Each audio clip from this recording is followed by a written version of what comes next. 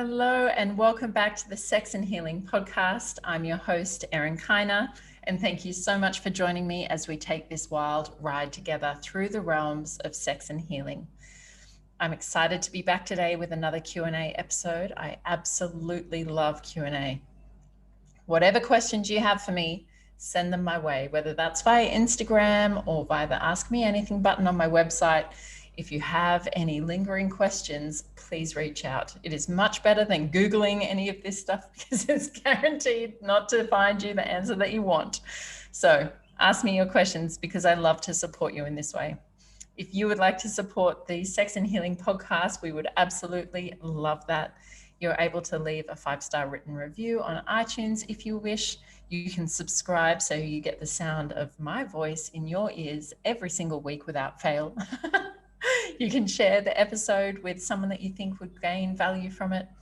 And if you wish to donate to the running costs, then we would gratefully receive any donations or tips, although of course they're not at all expected and definitely not required. But if you wish to, you can go to paypal.me/sexandhealing and the details and links are in the show notes. So thank you so much for that. And we have 3 amazing questions to answer for you today. We're going to be talking about fear of blowjobs, better communication in the bedroom, and finding a sex toy that works for me. Many great questions, so thank you very much. So let's dive into question number 1. How do I get over a fear/phobia of giving blowjobs, not knowing how to give foreplay, and not being a confident lover? So I wasn't at all surprised when I received this question because this isn't the only person in my world that I'm aware of that has fear or a resistance or a phobia around blowjobs. So the first thing I want to say that if it is a phobia or if it's trauma-based, then it is really, really important to get the right level of support and to find a sexual therapist and a trauma-informed therapist who can support you. So answering this question on a different layer than a trauma-based one, I reached out to a few people in my world who I'm aware of who don't like to give blowjobs. And, you know, I think one of the most common reasons are because of negative earlier experiences in these realms. So, you know, not that many women, I can't really tell you how many women, but it's safe to say not all women look at blowjobs as something that they receive pleasure from. It is often something that they feel expected to give or something that's taken from them rather than something that they wish to receive. There is a fantastic video on YouTube, and I'll put the links in the show notes, for an amazing woman named Betty Martin who created a framework called the Wheel of Consent. And the Wheel of Consent is broken down into 4 different quadrants of touch. So there's the type of touch that is taking, there's the type of touch that is serving, there is allowing, and there is accepting. And quite often,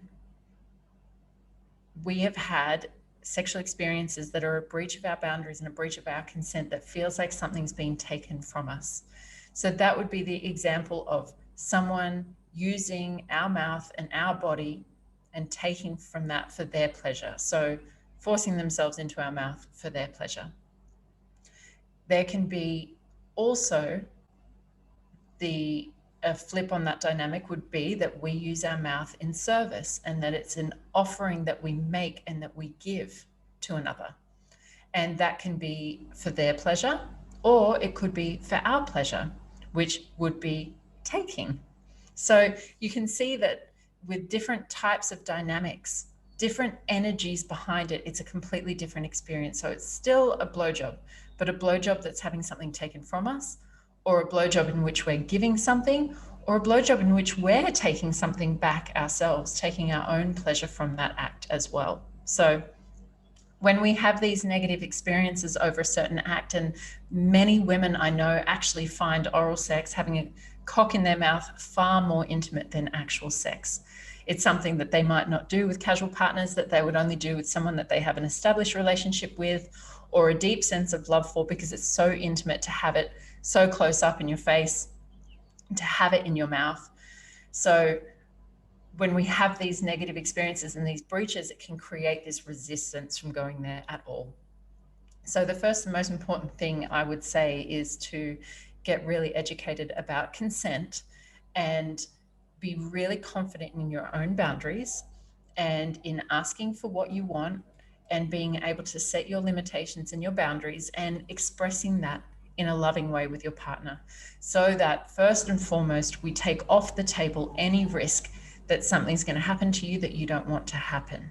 Now, of course, it doesn't completely negate risk. There's always risk in everything that we do. But if we communicate lovingly with our partners that we've had these bad experiences and we don't like these particular acts for these reasons, then we can start to relax a little bit, because we know that we're not just trying to keep a secret and trying to get out of that and like quickly move on to the next step, so that they don't know that we have this concern. Because of course you're completely valid and entitled to have your limits and your boundaries and your preferences. So once you've communicated where you're at now, to make sure that your boundaries and your consent will be respected, what I would really suggest that you do is find a lover that you feel confident with, that you feel comfortable and safe with, and you ask and say, I am inexperienced because I've had these bad experiences and I don't like to do these acts, and therefore it doesn't make me feel confident in doing it, but I would like to gain confidence. Could you please teach me? Now, that can be an incredibly erotic experience to be taught. And in fact, I would suggest doing that with every lover, is to turn that into an erotic game, to teach each other about our own pleasure and how we like our bodies to be touched and to be handled, and how we like to talk. If we could teach everyone how to be a great lover to us, then it takes a lot of the pressure and the guessing game off, where you're trying to get it right and trying to work out what this person wants, and this lack of communication can happen and this lack of confidence can happen. So by asking someone you trust to say, hey, can you teach me how to be a good lover to you? And no doubt the majority of people would fucking love that and think that's so damn hot.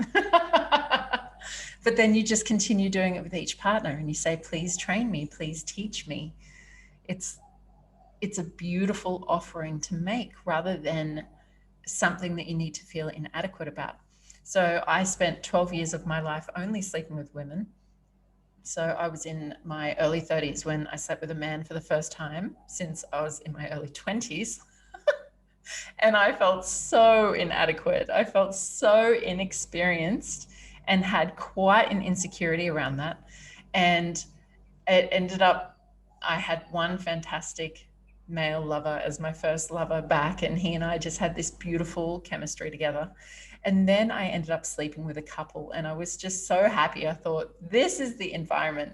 She's going to teach me how to work his anatomy in the way that she does. It's going to feel comfortable because I have both a male and a female lover. And actually, through that experience, what I really learned, like the overwhelming message in my mind was, it really doesn't matter about a person's anatomy. Anatomy is not the biggest part of being a good lover. It is an important part, and technique is important for sure. But being a good lover comes down to so many more things. It comes down to our presence and the way that we use our energy with theirs, and for me, I'm just going to speak for myself right now, but the sensuality that I bring and the love that I bring and the intuitiveness that I bring, and the ability to make someone feel something regardless of what physical form they're in. That's, to me, what a good lover is, being so attuned to the moment and to the energy, and in all of those subtle realms of communication, to be listening to each other and fully present and starting to attune yourself to the subtleties, so you know what that sound makes, what that quiver in their body means, and then knowing like where the energy is going to flow in that particular experience together, whether it's going to go rough or whether it's going to go sensual. Like, being able to attune to that, to me, is what a really good lover is. So regardless of any inexperience level, I think we all have the potential to become better lovers, and so much of that comes down to communication. So I think, again, just the importance of choosing the right partners, choosing someone that you feel safe with and that you can communicate freely with. It's of utmost importance in all sexual experiences. But if you're carrying some past pain, some shame, some self-doubt, then lovers that can hold space for that will be really, really important and will help you develop and grow as a lover and eroticize these experiences. So, question number 2, better communication in the bedroom. I don't feel like my current partner is as expressive. She says she loved everything I do, but she hasn't vocalized anything that she wants me to do in particular. So I feel a bit of a breakdown in this area. So this came from one of my male listeners, and thank you so much. I really, really love the men in this audience and the conversations and the contributions that guys make. And, you know, I want this information to be available to everyone. So thank you so much for this question. You know, when I think about a lack of expressiveness in the bedroom, this often comes down to insecurity and inexperience and shame. So we haven't been raised in a culture where we're free to speak about our sexuality and our desires, and women in particular have to deal with quite a lot of social shame and social consequences of their sexuality. So again, some of these early experiences that we've had from being bullied in high school, or, you know, being afraid of being labeled the school slut, or, you know, whatever it might be, just the fear of these things happening, even if you didn't have a direct experience with this. And depending also on the family of origin and the sex stories of our family unit, was it always in silence in our family? And was there shame? Was there religious upbringings? All of these things contribute to an environment where we've never used the language of sex. So the language of sex would be neural pathways in our mind. And there are so many things. And I say this to the women of worship who come and work with me in my sexuality course, Worship, that often we are saying, as part of our growth and part of our healing, we are saying these things out loud for the first time in our entire life. Experiences that we've had, secrets that we've had, questions that we've had. I've got full body goosebumps as I say it. There is literally no neural pathway in the brain for speaking this language out loud. It's actually huge, huge, huge thing to reclaim the language of sex and to feel comfortable and confident in doing so, to clear the shame, to clear the past experiences. So often what happens is that there is very little vocabulary to express it in a way that feels comfortable. So, you know, I created a dirty talk guide that I will release soon, because a lot of the women that work with me want to start playing with dirty talk, but literally don't even know where to start. So some of it might feel too confronting for them and too dirty. For others, it might feel inappropriate to talk in a dirty way when they're just talking about their desires or their pleasures. So when we couple that lack of vocabulary with the shame that's inherent with speaking this stuff out loud, we get massive blocks around communication. So what I would really suggest that you do is prompt her and lead her into these environments, always creating a safe environment. So safety for her to be silent, as well as safety for her to speak up, knowing that she's loved and she's accepted no matter what she does, whether she continues to be silent or whether she speaks up. So when she has that experience and starts to develop the trust that she's safe here and she's safe here and she's safe here and she's done something different, or she's done the same thing and she continues to be safe, then from that place we can really start to encourage the use of language. So what I'd really encourage that you do is actually lead her into it. So rather than placing the onus on her to start communicating, if she's never done so, you can start with closed questions like yes and no answered questions. So would you like to experience this tonight? Would you like to experience that? Did you like this better or did you like that? Would you like to try this or would you like to try that? So just giving her the opportunity to start to say yes and no would be a fantastic first step. And then you could ask her, you know, what I really like doing is after sex. When you're laying there after sex is just to talk about it. What did you like? This is, oh, you were so hot when you were there and you're on top of me and you're making those sounds and I just looked up at you, and I really loved it when you did this thing to my cock, and I really liked it when you touched my feet in that way. Or start to use that safe, really bonded time after sex to start to reflect on what's already happened, and ask her, what was your favorite bit, and tell me what you liked best, and tell me how you liked it. Well, how did you like this touch, and how did you like it when I did this, or would you like to, whatever it might be. So we're just slowly graduating up in the difficulty of our language. So we start with closed yes or no questions, then we start to describe things that we've already experienced. And once these things become natural and easy, then we can start to go into the next layer, which is, now tell me what you want. Now let it be your language.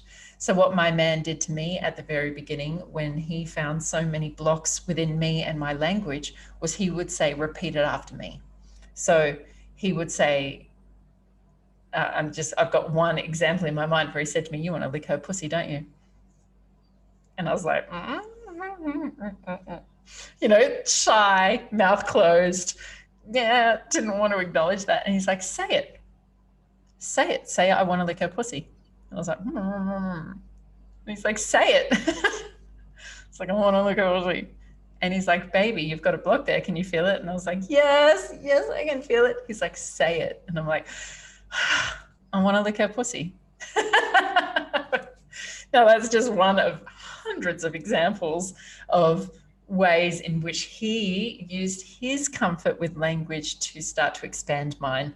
So I would really suggest that as a fun, and, I felt so much more ease when he took the lead and I just had to follow, rather than I have to take the lead here. I have to start this communication. I have to work out a way of asking for what I want. I remember when I asked my ex-boyfriend, I had the idea in my mind that I wanted to experience dominance. And I said to him, I want to ask if we can try something. And he said, yeah, sure. What is it, anal? And I was like, no. I was like, oh, I can't ask. Oh my God, I can't. Oh. And it literally took me days. And every day he'd come home, he's like, what is it? What is it? Like, it was driving him crazy. He's like, is it anal? And I'm like, no, it's not anal. Oh, I can't. And then finally I asked, and he wasn't into it. So that comes like, I've asked for kinky things at many different stages throughout my life that weren't received well, and that compounds the shame and the discomfort that we have in owning our desires. So when I look back at that now, I realize what a huge desire it was for me. The fact that this had been popping up in my dreams and in ways that I couldn't control and in ways that I couldn't deny for so much of my life. I just was confused and conflicted and judging myself. And so I didn't want to acknowledge that it was there. So I just ignored it. And so there comes a time when you can't ignore your true nature anymore, and it wants to express itself. And so, to gather the courage to ask, and then also to not be reciprocated, to not have that desire safely met, was difficult. So that's, again, just one example of hundreds. So the majority of women have, I would say every single woman in my life could tell you an example of a time that they have either expressed themselves sexually, vocally, or physically, or something's happened in their body that they've been shamed for, that they've had a lover ridicule, judge, comment on, shut them down for. So many women get terribly afraid of that and will shut down. So I wouldn't look at it as a hindrance, but a beautiful opportunity to offer your love, your confidence in your communication, and your leadership to her, to develop her into more of her own sexual empowerment and expression and comfort. And yeah, please let me know how it goes. Or send her my way to come to worship, because that's a big part of what we do, is we make it safe to talk about everything, and to talk about our desires and our wants and our past and our secrets. And to be in an environment where it's safe to speak is hugely transformative. So question number 3, how can I find a sex toy that works for me? And how do you recommend to approach this? So I'm a bit of a lover of sex toys. If you watch me on Instagram, you'll see the joy and glee and elation when I finally receive a new sex toy in this country where sex toys are very hard to find. So importing sex toys, finding them in foreign countries and getting them to me, it's been quite the fun mission that I've been on. So I have a huge collection of sex toys. They sit in a box under the bed. Now they're too big for the box, so I've had to get a second one. But I have a whole range of sex toys, which is funny because I really didn't use sex toys for the majority of my life. And I remember a couple of years ago going to a sex shop with my friend, say, okay, I'm going to buy a vibrator. And then I kept it in my suitcase and I traveled with it around the world for years, barely using it. So I would say one of the reasons that I was barely using it is because it wasn't quite the right toy for me, or I wasn't using it in the right way. So I think that sex toys are an amazing addition to all of our sex lives. Now, I believe that a lot of people, again, have shame around sex toys or discomfort around sex toys. There's a lot of men who feel insecure or threatened if their woman wants to use sex toys while they're having sex, which is absolutely ridiculous. It doesn't take away or make you any less of a lover. It just actually expands everyone's pleasure, which is a fantastic fucking thing. So I say celebrate the sex toys, use the sex toys, experiment and explore with the sex toys. So first and foremost, what you're going to need to do is a bit of trial and error. So when we think about sex toys, we've got multiple different materials. There's things like silicone toys, which tend to be very soft and light. There's glass and crystal toys. There's metal toys. You know, the texture and the feeling and the qualities of the materials alone are going to give you a drastically different experience. You could get the same toy in silicone, in glass, and in metal and have 3 very different experiences with it. Then we need to look at the shape. So now we're looking at the texture. It could be a ribbed or ridged toy, or it could be a smooth toy. It could be a small, ribbed or smooth, or it could be a large, ribbed or smooth. It could be curved, it could be straight, it could be bent. There are just so many variables. So again, it's really important to understand the different pleasure centers in our body and what kind of pleasure you're going for. So for a lot of women, actually, before I go there, let's then also talk about vibration, because vibrators are probably one of the most common for women. When we add vibration, we're going to increase our orgasmic potential for most women. And the way that most people use sex toys is to just kind of short circuit themselves and get to the quickest result they possibly can, give themselves a quickie, use clitoral vibrational stimulation, boom, they have an orgasm and they're done. Now, I do not recommend using toys in that way. I really encourage the full experience of making love to ourselves as if we were making love to another. So that would include anticipation and foreplay and touch, and it could be sound and taste and all these different senses rather than just stimulating the clit. So if people have a lot of clitoral orgasms, then we form these really deep neural pathways in the brain. That means that that's the only way that we can get off. Now, I've talked about this in many IGTVs. I've got a whole series of IGTV on my Instagram, which I'd highly recommend that you go and check out. But if you have a lot of clitoral orgasms, then when you start to expand your pleasure pathways and start to experience pleasure in different parts of the body, the easiest way to do that is to actually hijack off that clitoral orgasm.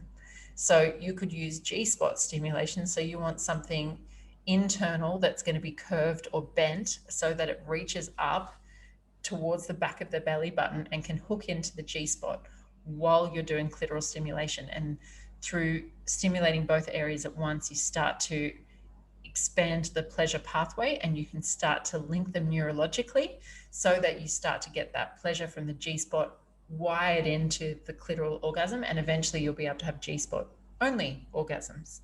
So when we're using toys, we're going to be thinking about what kind of pleasure do I want to experience? Do I want something that's going to stimulate the clit? Do I want something that's going to stimulate the G spot? Do I want something that I will stimulate anally? Do I want a toy that would work all of those areas, or do I want different toys for different things?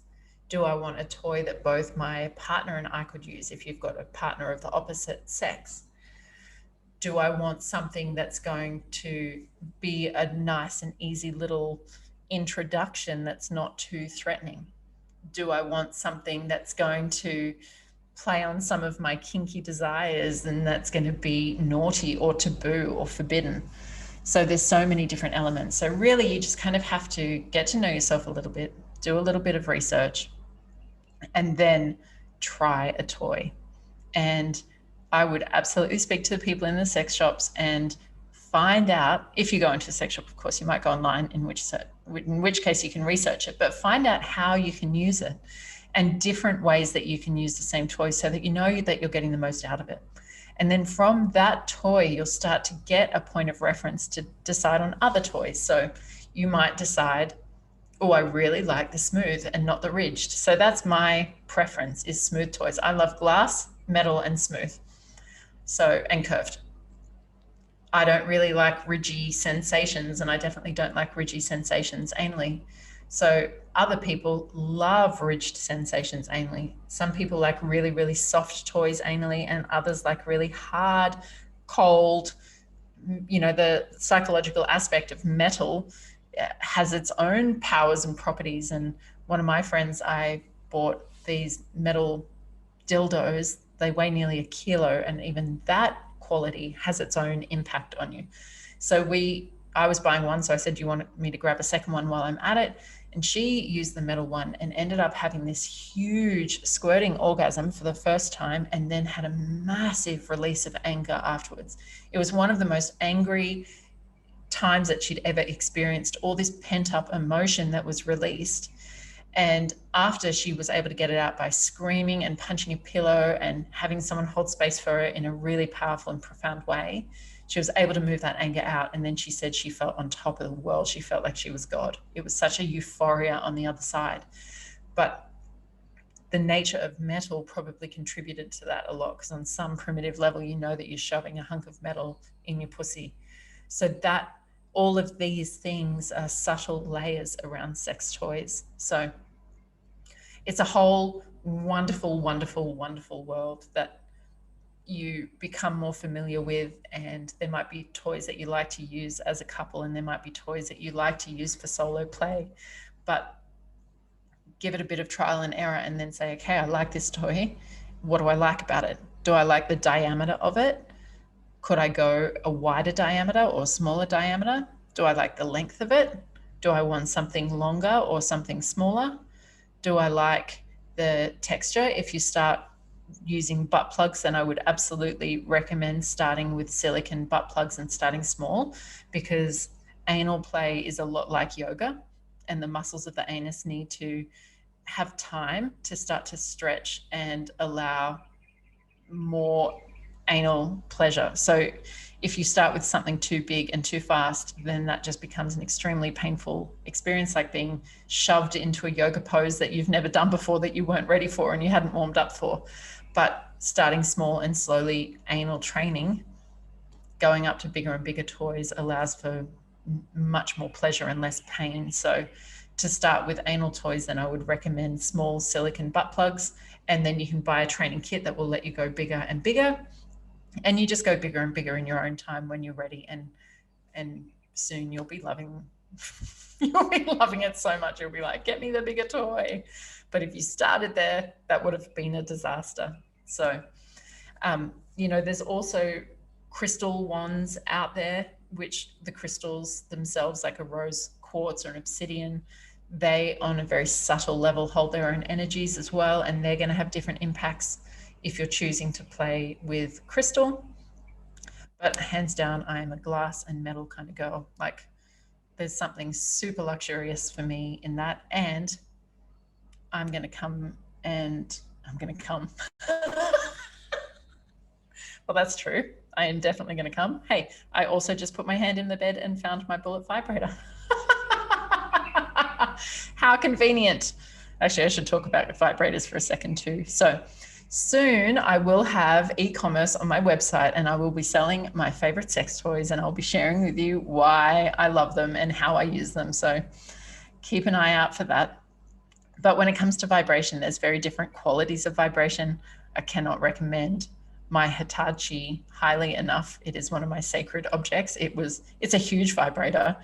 I had to import it from America. It cost me hundreds of dollars to get it into Indonesia, but find the original because it is a superior quality of vibration and it has a big silicon head, and you use it externally. A lot of women often think, do they have to use that internally? But you use it externally, and there's something really diffuse about the quality of the vibration. So it's not this sharp, stingy vibration straight into your clit. It's like this dense, bassy kind of vibration that spreads throughout your body. So it's far more pleasurable and engages far more of the body into the vibration. So I love my Hitachi, and then I have a little bullet vibrator as well, which is a much higher frequency vibration, and I've come to love that too. But I used to have a vertical clit hood piercing. Well, I still do technically. I've had it for 20 years, and I had no piercing in it for 7 of those 20 years. And then it turns out that it never closes and you can simply put jewelry back in. So I put jewelry back in. I've had it pierced again, or had jewelry in the piercing for the last 4 years or so. And then this, maybe in the last month or two, I took the piece of jewelry out, and I just found that I had so much more pleasure having a piece of metal in your pussy the whole time and near something as sensitive as your clit with a vibrator. Like sometimes I felt like I was getting an electric shock, and it wasn't an electric shock, but it was the speed of the vibration pinching a little bit of my clit hood and the piercing together. So it was uncomfortable. So now, not having the jewelry in it, I actually just have freedom to not think about that and to utilize that entire surface area in my pleasure. So it's, for me, maybe I'll put it back in one day. It's nice and decorative. I like it for that reason. The other interesting thing is it's definitely moved in 20 years. You know, they say that noses and ears never stop growing. Well, I would also say that our pussies never stop growing either, because it's definitely moved in 20 years. It's not sitting in the center anymore. But maybe I'll put jewelry back in, maybe I won't. But for now, I get more pleasure actually not having it in. So I'm a big fan of vibration. Although people do talk about getting addicted to vibration, and I can absolutely understand that. And you can, in some ways, need to desensitize yourself. But my recommendation is to actually hijack that neural pathway, use the vibration, and then expand the pleasure pathways, open up different types of orgasms, start to spread pleasure throughout your entire body. And then maybe take away the vibrator and see if you can still bring yourself internal pleasure or anal pleasure or whatever it might be. So I hope that has been valuable for you today. In summary, if you've got any kind of fears around any kind of sex acts, then lovingly communicate that, ask to be taught, turn that into a really erotic environment. Make sure you communicate your boundaries and your consent. And I can't recommend Betty's video, Betty Martin, The Wheel of Consent on YouTube. When it comes to the bedroom and learning communication in the bedroom, again, find a safe environment to do so. Take the lead if you're the one that's more comfortable. And if you're the one that's not so comfortable, then find a friend and sit and practice with a friend. You know, this is something I do with all my clients all the time, is say, okay, set that boundary. Tell me how you're going to do it. Give me an example. And practice makes perfect. So find a safe environment to practice. Make a safe environment for yourself and your partner, no matter what they want to communicate or what their desires may be. And in seeking out sex toys, it's a bit of trial and error. Come to know your body, come to know your different pleasure centers, get to know what texture, what size, what circumference, what width of toy you like, and play and explore and have fun. Well, I hope you've enjoyed this episode of Sex and Healing. And as always, I'd love to hear from you. You can find me via Instagram. You can come and share the love. Let me know your takeaways. Let me know what you loved, if you were triggered, or what questions you have. I want to know it all. If you go out and explore with sex toys, please let me know what you buy. I'm super curious to know. And if there's something else you'd love to hear about or someone you'd love me to interview, let me know. Make sure you subscribe so you don't miss an episode. And until next time, laugh loud and fuck louder. Mwah.